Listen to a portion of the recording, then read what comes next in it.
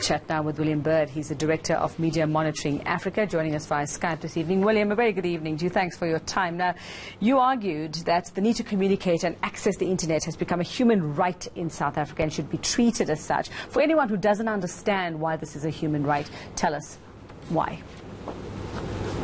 Hi, good evening. Well, it's common cause now, I think, that anyone can operate, whether it's looking for a job, whether it's to communicate basically with your friends, your family, your colleagues, businesses, etc. You have to have access to the internet.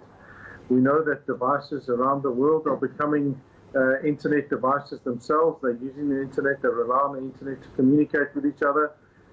Most people have access to at least some form of a mobile device in South Africa. Mobile penetration is very high. And in light of that, being able to communicate is a fundamental right.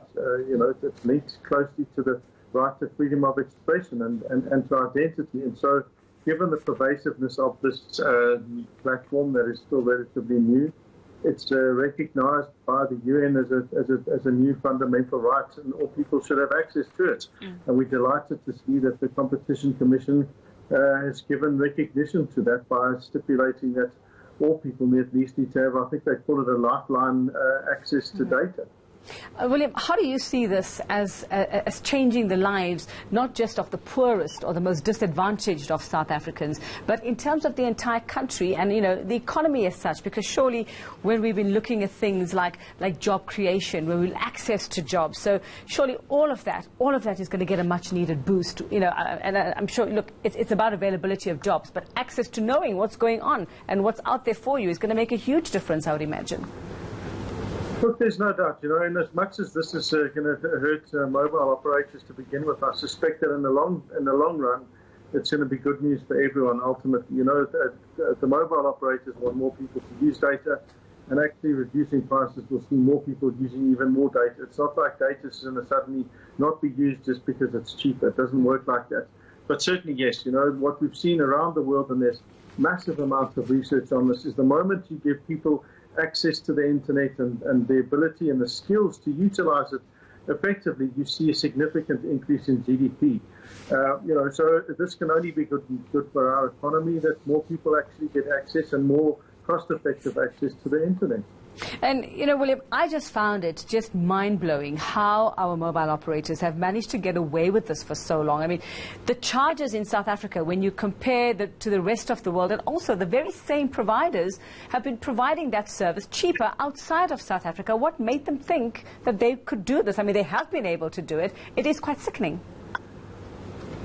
Well, yeah, look, I think that certainly the Commission says that they can reduce, that they're hoping to see cost reductions between 30 to 50%. I think the thing that is most perverse is the fact that because you're poor, data until very recently has cost you, disproportionately more than it would if you're wealthy. And I think that that's the kind of thing that in a South Africa that has such high levels of inequality, we just simply can't tolerate or accept. So in as much as the operators may have legitimate arguments around some of the issues and the costs that they have, I think that clearly to disadvantage and to disproportionately impact the poor is just fundamentally unacceptable. Now, you had several solutions as Media Monitoring Africa about the availability and free access. Just tell us a little bit more about what you asked for or what you suggested.